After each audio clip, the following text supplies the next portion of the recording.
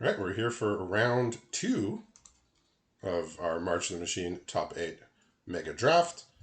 We got Sean here. This is first time in the top 8, first time in a feature match of any kind. So we'll see what he's going to be up to here. Facing off against Adam, whose draft we followed and we saw in round 1, and starts off with everyone's favorite food golem here, the The ginger ginger brew. brute. Yeah, cookie. Yeah. Gets smacked by a cookie. We, we've got a thundering order to hopefully follow that up. It looks like we're going to attack first, but also the one of the sort of questionable drafts. Not to say questionable, but we weren't entirely certain how powerful it was going to be with Tameshi coming as well Okay. later on down the road. I mean, I guess if the ginger brute ever hits the bin, it can come back. So Mm-hmm. Sean's deck, when we saw his pool during our pool review section there, we knew he was for sure going to be red. Uh, we just didn't know exactly which direction he was going to go with the Jund colors. We suspected black, but may be tempted to splash some of his green cards, which I believe that's what he ended up with. So he appears to be base red black, but he does have things like Vivian on the Hunt, which is double green. So right now his hand, the main problem with his hand is not colors; it's the amount of lands left in his hand, which is 0 right now. Oh, But yeah, that's not good at all. he has a bunch of cheap plays here: Mayhem Patrol, Dreadhorde Butcher as creatures, and he has a couple of tricks here: Unlikely Aid, Professor's Warning, even Kaya's Ghost Form, which was a card that we didn't see much play. So he's got plays here, but he is going to need to draw lands to be able to do more than one thing every turn. Yeah, we're seeing an exotic pet's likely being held up here, as was drawn last turn. Plus a fourth land means that Tameshi plus the Law Rune Enforcer means that likely, Adam's going to be able to deploy the rest of his hand here. Yeah, so normally this Dreadhorde Butcher comes down, and without opponent having a creature, this thing's able to get in. But um, here it does threaten to trade for both halves of the exotic pets, which I think both. I think if Adam, I would be less happy than Sean. I think Sean's like would kind of be okay with that. Exotic pets, it's very hard to 1-for-1 that card. True. The same goes with Dreadhorde Butcher, right? Like Yeah, it's almost impossible really to 1-for-1 it. So just kind of saying, hey, my one card for your one rare is probably it's one of those things where you have a kill spell against, a very powerful threat. It's like, hey, this kill spell, it is what it is. It's my only one or whatever. I'm gonna have to use it, but this is about as good of a threat as you could expect to use it on. yeah. So Sean has left up his Professor's Warning here, which can either give a creature indestructible or put a +1 counter on it. Mm-hmm. And he's just going to send in with everything. He says, I'm getting in here.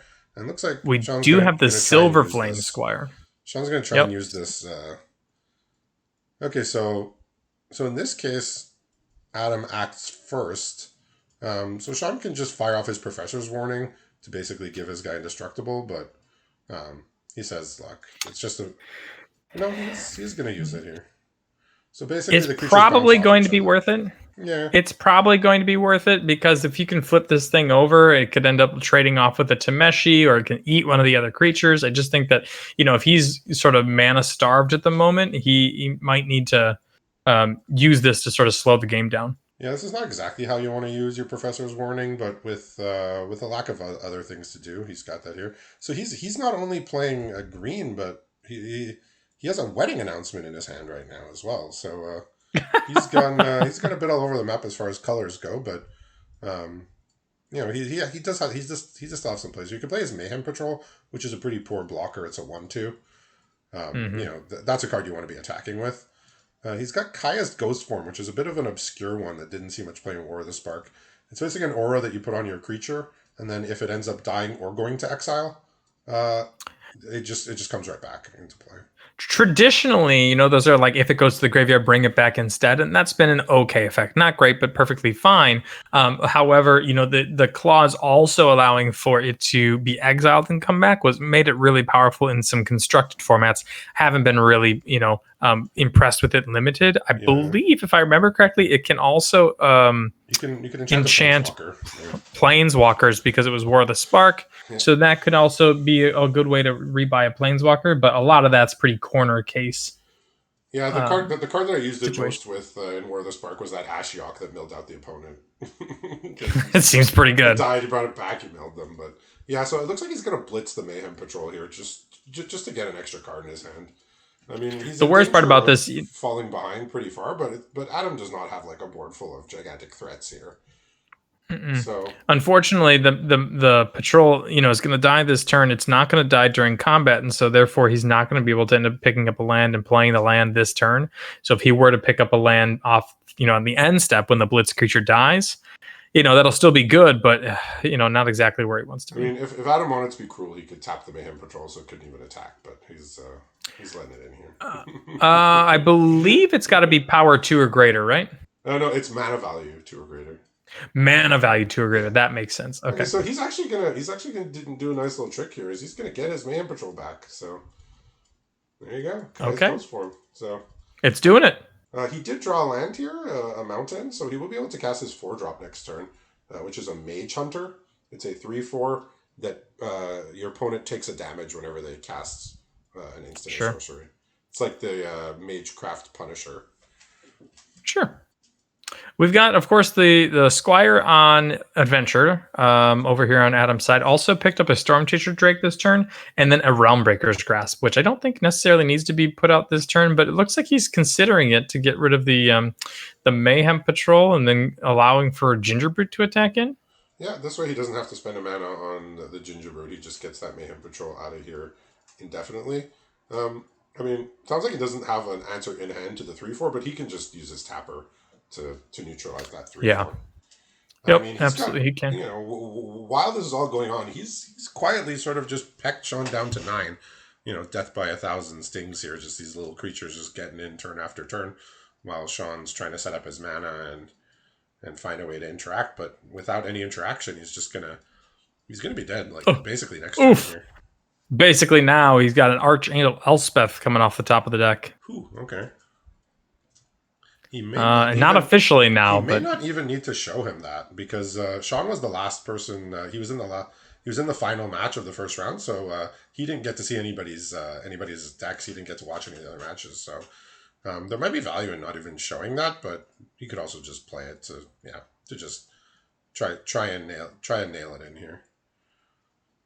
Yeah. yeah, I think it could be said about playing the 2/2 and then on,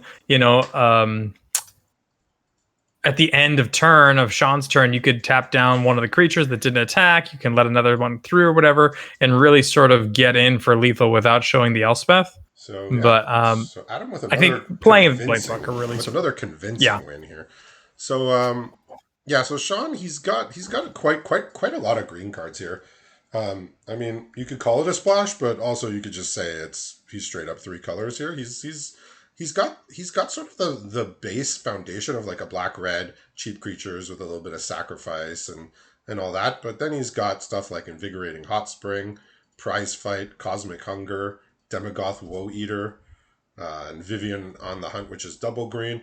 So he's taking some risk with his mana base here, but hoping that the power of some of these cards will carry him through. I can specifically remember one week within the league where we saw, I believe James S came in with a 4 or 5 color deck that just really over the top in games 2 and 3. He was mana screwed in game 1, but in games 2 and 3 the mana worked out fine, and it looked like his deck was unstoppable. And so it sounds like Sean's kind of going down a similar plan. If the mana works, it sounds like he's got the power to back it up, but Yeah, it's a big if these days. Aside from the Vivian, the green isn't really adding like stuff that puts him over the top. There's like a couple of removals, but the removals are actually conditional. It's like Prize Fight and Cosmic Hunger, which are fight and bite spells respectively. So, but he's got a nice red black base. Like we saw in that game there, the issue wasn't the colors. The issue was he was stuck on lands, and then even when he got his lands, his plays were not really impacting what Adam was doing. He wasn't able to interact with like a couple of the key pieces that were getting the damage in.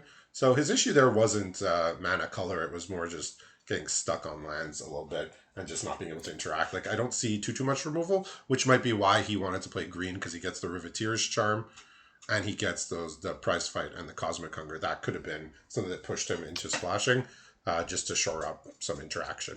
That could and I mean, we talked about them being conditional removal spells, but when you've got 2/2s and 3/3s, and your opponent has 1/1s, 2/2s, and 3/3s, like that sort of conditional removal, it's fine, right? It's still there. It still works. He did identify that the wedding announcement was probably a little too much of of a vulnerability, a little too much of a risk to have a white card thrown in there, especially against what Adam was doing. Like it looked like he was quite low to the ground and Yeah. quick, so he cited Hmm. that out immediately and just said, you know what, it's a little too much. So he's mulliganed to one lander here. Again, not a color issue, just it was a one lander, and he's keeping what looks like it's going to be a functional hand here. He's got a mountain, a swamp. He's got a green red dual land, so he's got his colors. He's Okay. just deciding what to put on the bottom here.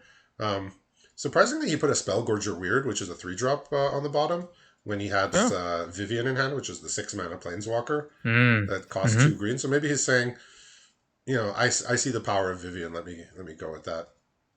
Over on Adam's side, he's got some power as well. So we see the rabble rousing coming in, but realistically, only 2 lands. We see 2 blue spells in hand, and we've got 2 planes. Excuse me. So rabble rousing dead, 2 blue cards dead. Yeah. We've got a silver flame squire, which is alive, and then a cut short, which in theory is going to be helpful. So Adam has just played the absolute perfect answer to the Dreadhorde Butcher, which has haste, which is the 0/4 cat, which is just going to stand Yeah. there and say nope. You know, Sean even has Unlikely Aid in hand, which is +2/+0 and indestructible, and even that is not enough to Yeah. get through this cat. So Ugh, right on time to still my heart, an island off the top. He had it the whole time. yeah, so we're kind of during the draft we were kind of making light of this cat, but then like as we saw Adam's deck come together, we sort of realized it's kind of a flyers deck where you just want high toughness bodies hanging around for Yeah. situations exactly like this. Well, and then of course, once things sort of flood out, this 04 wall, which is traditionally a pretty good sort of wall stat line, turns into a 5/5, which obviously is very good. Yeah, and I mean, uh, I don't want to dwell on the the card he put on the bottom, but Spellcrush Weird would be looking pretty good here, especially with Unlikely Aid and Thrill of Possibility in hand. Um, Oh wow. they'd be looking That'd be looking pretty nice. I mean, this Vivian, I mean, it is powerful, but he needs to get another green and more lands. So maybe he saw the power level, he saw the Planeswalker, he said that might put me over the top. But when you've mulliganed, you might just want to keep the things you can cast immediately because sounds like that Spellgorger word would be pretty good on this board right now, honestly. Yeah, one seems that way. One thing that we are noticing here on Adam's side is that we didn't hit our 4th land. We do have the crab though. 4th land now off the top of the Yeah, deck. We're getting ever closer to the rabble rousing, and this seems like the almost perfect turn for that crab. yeah. So Sean's got a pump spell in hand, a green pump spell. He's got Vivian and he's got a mountain and a swamp. So basically, um, can't cast anything. He can cast the Mage Hunter here now that he drew. But he's gonna need some pretty good draws here to get him out of this. And it looks like Adam's thinking about countering this with the mirror shell crab. Yeah.